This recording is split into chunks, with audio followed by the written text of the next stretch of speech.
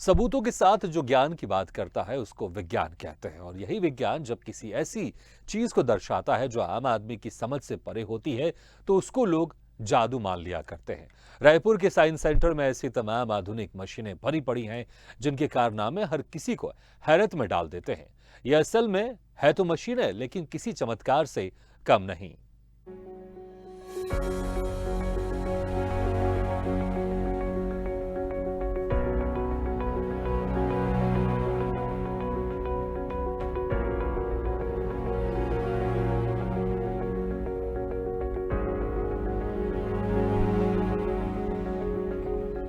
यहाँ सामने ही जादुई कुआं है। अगर इसको आप गौर से देखेंगे तो इसकी गहराई देखकर चकरा जाएंगे।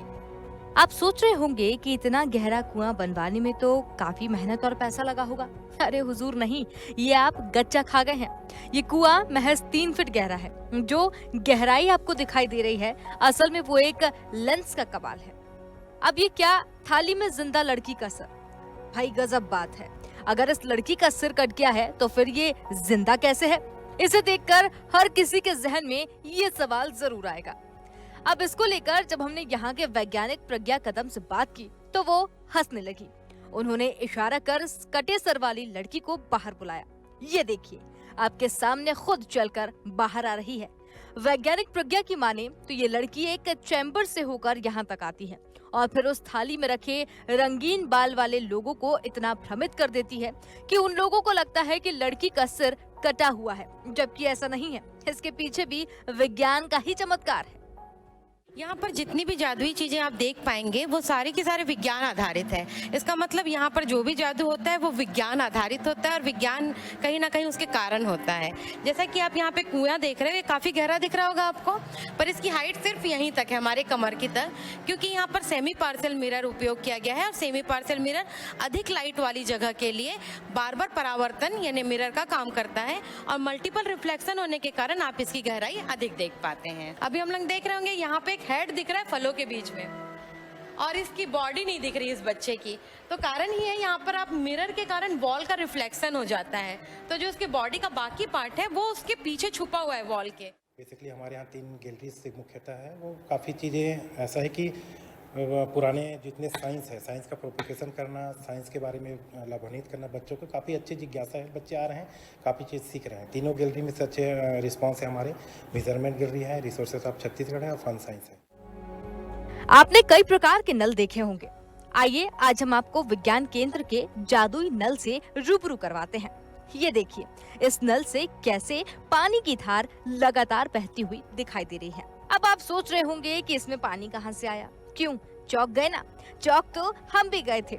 इसको लेकर जब हमने यहाँ पर मौजूद वैज्ञानिक प्रज्ञा कदम से बात की तो उन्होंने बताया कि इसके पीछे भी साइंस की ही टेक्नोलॉजी है। मैजिक टैप कहते हैं। इसमें क्या है, आप देख रहे होंगे लगातार पानी आ रहा है इसमें, पर पानी कहाँ से आ रहा है वो आपको नहीं दिख रहा होगा, है ना?